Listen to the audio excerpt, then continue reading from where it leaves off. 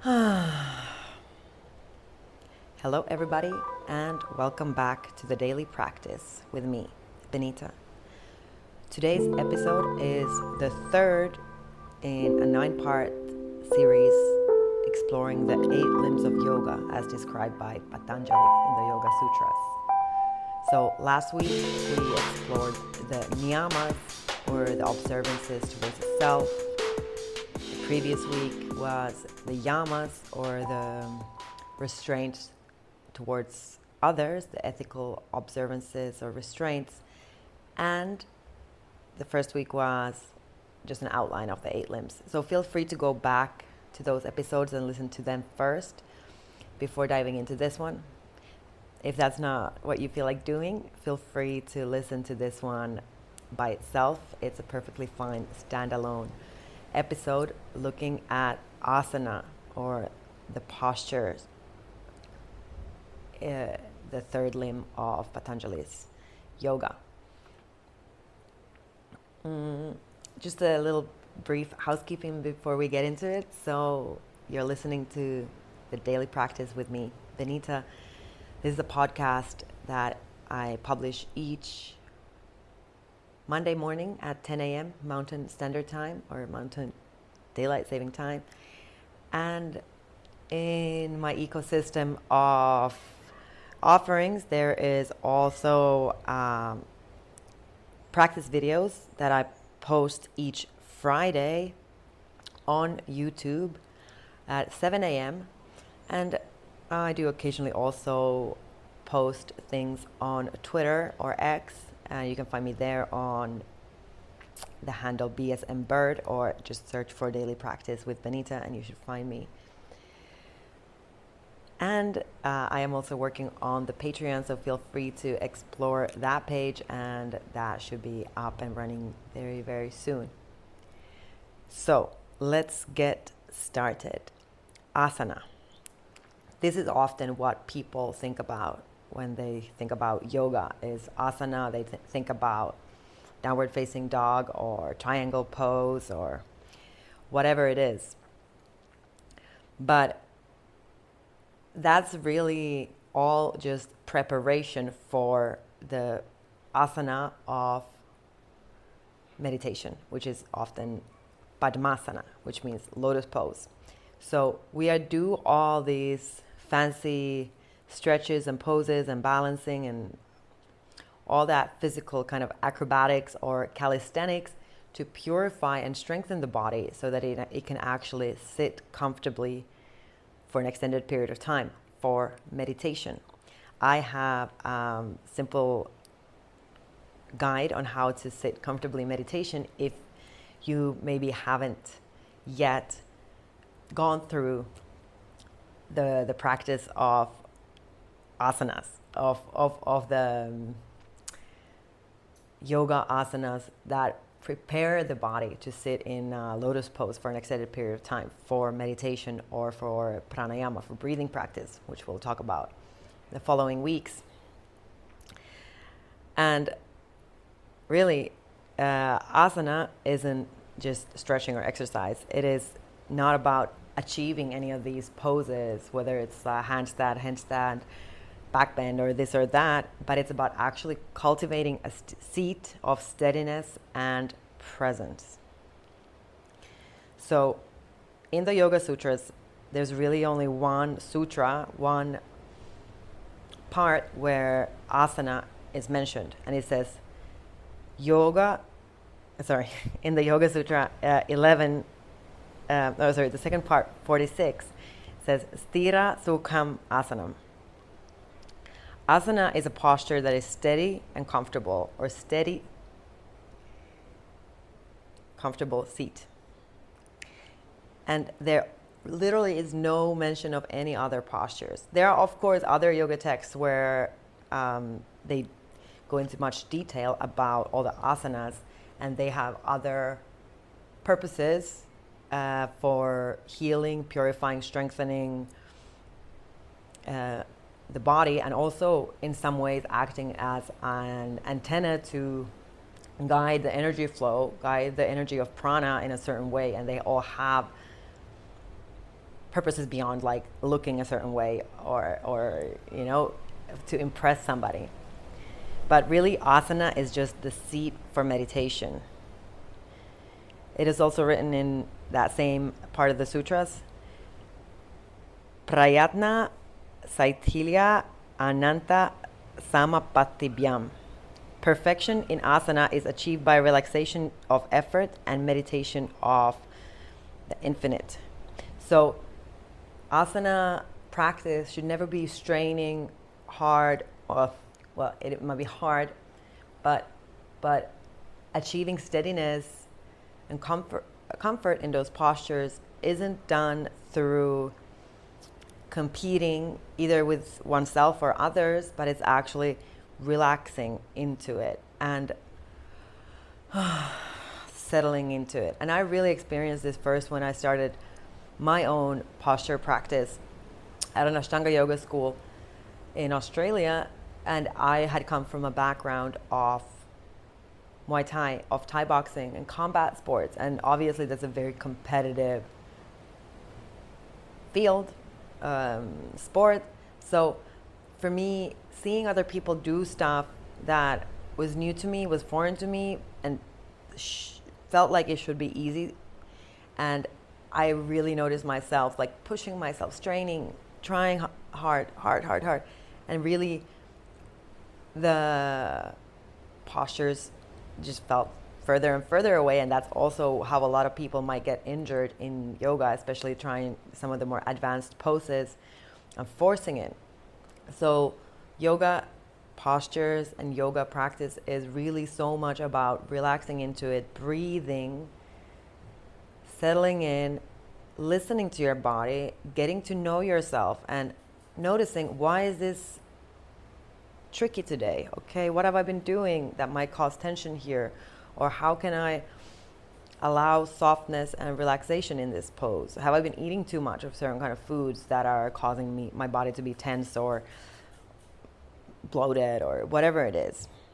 So yoga practice is really about getting to know yourself and also accepting where you are each and every day, which might be further forward or backwards than the previous day. So we can also find parallels once again to the Christian faith, and where in Christianity, for instance, in 1 Corinthians 6:19, it is emphasized that body is the temple of the Holy Spirit. So truly, both Christianity and Patanjali's yoga honor and emphasize the role of the body as a vehicle for spiritual practice. There's a key difference here, though. In Christianity, the focus is on honoring God through bodily discipline and purity, whereas in yoga, the asana, or truly all the limbs of Patanjali's yoga, prepare the body for meditation and union with the divine. But really, it's not about body being an obstacle or like something against it. It's a vessel for becoming closer to God. Whether you see God as something that's inside or outside of yourself. And truly, I've been reading, actually, interestingly, the recent book, or relatively recent book by Jordan B. Peterson called We Who Wrestle with God. And really, it is in Christian texts too. It is very much recognized that the divine resides within us.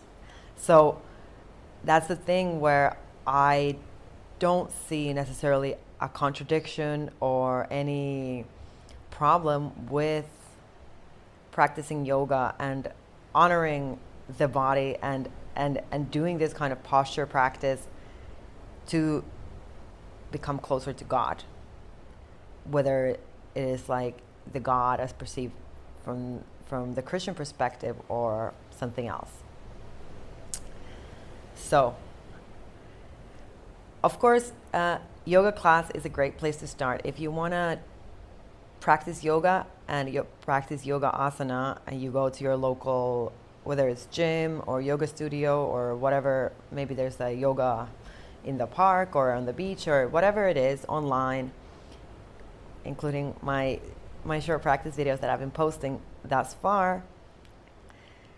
Those are great places to start practicing asana, practicing becoming home to your body, coming home, settling in, and finding steadiness and comfort in your seat. But then really, once you start embodying the practice, asana can be practiced anytime.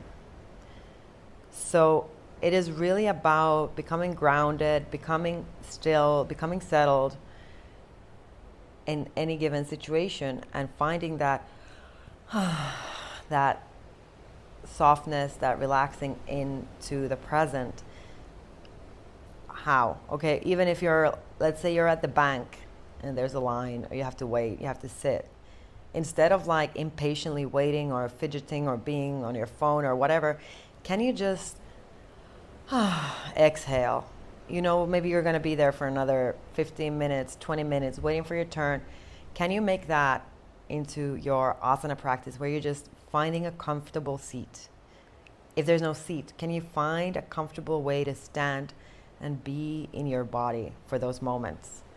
Or maybe that's in traffic. Maybe you're on your way somewhere and there's, I don't know, maybe there's been an accident, or for whatever reason, it's just the traffic is bad.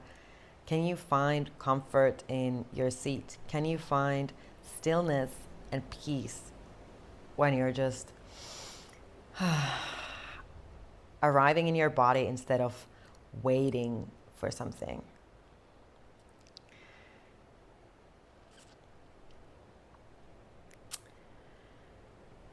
So there's like a lot of ways where we can start practicing asana in our daily lives.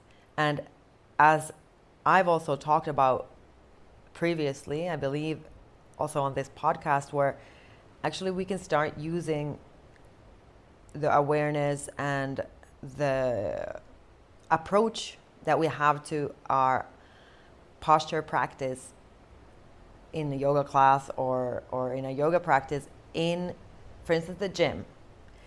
I really feel like I can, if I approach weightlifting as yoga, it really allows me to settle in, and yeah, I'm able to nurture that mind, body, soul connection when I'm lifting heavy things, and really embodying the presence and being steady, stable, keeping the breath nice and controlled throughout my movements. Then anything can become a yoga asana practice. And I actually really recommend, and I do this at the end of my gym session. I'll do a small yoga asana sequence. I do my stretches at the end, but then I also, at the end of my gym workout, I will sit down maybe for 3 minutes, 5 minutes, do a short pranayama, and actually also do a shavasana at the end of my gym practice. So sthira sukham asanam, stable, steady posture, all the work that we do at the gym, or maybe you go running or biking or dancing or surfing or whatever is your physical practice, you can bring this awareness from yoga to it and incorporate at the end a short stretch, a relaxation, and really reaping the benefits of your practice as if it's a yoga practice. And those are really beautiful elements that we've learned from the yogic tradition, is that stillness at the end, shavasana, and really allowing your nervous system to kind of integrate all that work that you've done, whether it's in a yoga class or, like I said, any other workout. And I really encourage you to try that, and that will really, I think, elevate any kind of training or workouts that you do. Yeah. So once again, even beyond working out or beyond the yoga practice as such, How can we bring asana? How can we bring stira sukham asanam, steadiness, ease, comfort of a posture into our daily life? So if you're working in an office or at a desk job, try to, and actually the interesting thing is that once we really start embodying the yoga asana practice, and when we start becoming more closer to our higher selves and that aligned, perfected self, then it just naturally happens. But we can also just cultivate it, okay? At your desk, sitting upright, shoulders relaxed, shoulders, jaw, neck relaxed, sitting tall. And you will notice a difference, because that's the beauty of the yoga practice. It actually teaches us also how the physical shape of our body impacts how the prana flows, or if it's stuck. So always remembering that, like, things like slouching or folding forward, forward folds are typically calming. You're closing off and you're soothing the nervous system, whereas back bends are energizing, opening, heart opening, and they increase alertness. So just becoming aware of those things. I mean, we naturally do these things if we're tired, like we try to yawn, maybe stretch our arms, and that gives us more energy. So really becoming aware of these things through the practice of yoga asana will kind of, how would I say, it gives us tools for our daily life. So okay, if I need to feel a certain way, I can just do this thing with my body, take a few breaths, and notice that your state changes. So whether you need focus, relaxation, kind of little cleaning of the body. So whatever it is that you need to feel in any given moment, you can actually just shift your body into a different shape and notice that your body will feel different. Your mind will feel more alert or more relaxed, depending on how you move your body. So I think maybe that's enough for today. So really, yoga asana is not just about the shapes on the mat. It's about cultivating a strong, pure, flexible body that is able to sit in meditation for an extended period of time without aches, pains, or discomfort. But beyond that, we can actually bring the awareness of the yoga asana practice into where we're working, where we're training, whatever we're doing. Also, if you're cooking or playing with your kids or whatever it is that you do every day, that you can actually try to embody stira sukham asanam, stable, steady posture, in every part of your life. So thank you so much for joining for this brief exploration into yoga asana, the third limb of Patanjali's 8 limbs of yoga. So next week is the time for pranayama, or the breathing exercises and or life force expansion of yoga in yoga.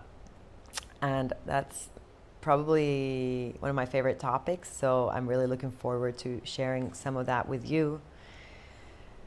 In the meanwhile, if you found this content helpful, interesting, anything like that, please do leave a review. If you're listening on any platform where reviews are available, please do leave a comment. If you're listening on YouTube, like, subscribe, and of course, share with any family or friends that might find this kind of content of benefit. And yeah, I guess that's everything for today. Remember, a good practice is the one you do. Thanks so much.